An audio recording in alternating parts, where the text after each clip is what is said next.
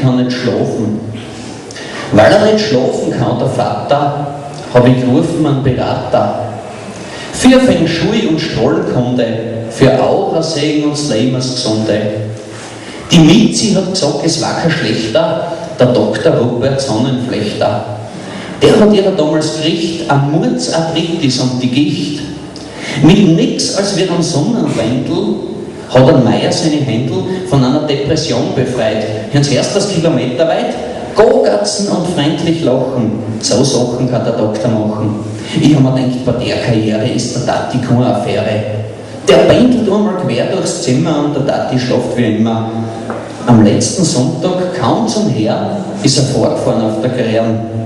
Mit einem neuen hybriden Garn. Gofft haben die Nachbarn wie die Narren. Dann ist er ausgestiegen und ist gegangen über meinen Hof mit einer langen Aura, Mess und Gleichrichtzangen. Wie er gleich hat bei der Tier, hat es ihn gerissen schon als wir. Er hat gleich gemeint, ich soll das wissen, im Hof die Aura ist beschissen. Es fröstelten, wann er da geht, es reckten völlig, wann er nicht. Gegen sowas war mit seinem G immun, sonst war er schon hin. In meinem Hof, da gehört was gemacht, was Transzendentes eingebracht. Er hätte da auch für wenig Geld eine Sache, die mir da gerade fällt. Er kann mir einen Buddha da lassen, aus Gummi zum selber aufblasen. Dann hat er gemeint, meine Aura war ein wenig verseicht, Karma-Kadar. Da half mir, er sagt's mir nur, die Dr. Nirvana Karma-Kur. Da habe ich gesagt, nein, ich will nicht und dass es ja um einen Tati geht. Der kann nicht schlafen, schon seit Tag und dass der wieder an ihm nagt. Da ist er rein in das Zimmer, der Tati ist wieder wie immer aufrecht gesessen in seinem Bett und hat einen Murz am Plätzchen geredet. Mit die bloßen Feng Shui-Händ hat der Robertl die Wand Odast und die Aura-Zangen, dann druckt zum Tati seiner Wangen, geröchelt hat er um Gottes Willen, dann hat zum Tati seine Brüllen, mit der er Zangen runtergerissen, der Tati hat ihn zusammengeschissen, dann hat er gesagt, der Sonnenflechter, die Aura von Tati ist noch schlechter, wie von einer Qualen und Ski, von Strahlen tat's da herin massiv. Aber ich soll mich nicht sorgen, das kann er richten übermorgen. Mit einem Aura-Bügeleisen wird er da die Wand vereisen und mit Tati wird er beinkeln wie mit Meier seine Händeln. In Hofbutter zum Aufblasen, den da hat er mal gleich da lassen.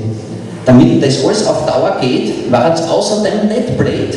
Über Tati drüber malen mit einer Bio-Aura-Säulen.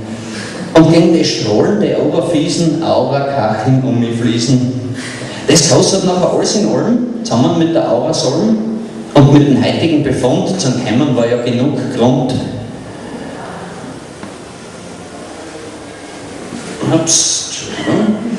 Mit dem heutigen Befund zum Kämmen war ja genug Grund. Abzüglich am Ohmrabatt, ihm tut der Tati ja so leid. Und fürs Gesundsein war das gar nicht viel, nur 7.000 € schon. Ich kann da die Aura fließen über seine Firma billig leasen.